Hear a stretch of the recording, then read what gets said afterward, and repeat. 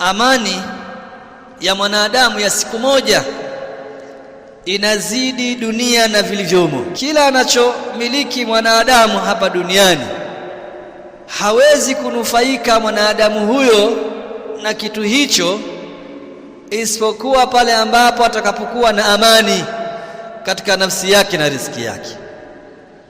Ndio maana bora ushinde njaa ukiwa na amani kuliko kula ukashiba kukiwa hakuna amani.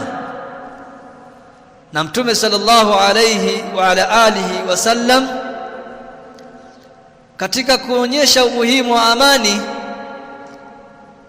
naha an yurawi almuslimu akhahu almuslim, amekataza Mtume sallallahu alayhi wasallam muislamu kumtisha muislamu nduguye muislamu, kumtisha tu, kukuta sehemu ukamshtua. Faqala la yahillu li muslimin an yurawwi'a muslima, si halali kwa muislamu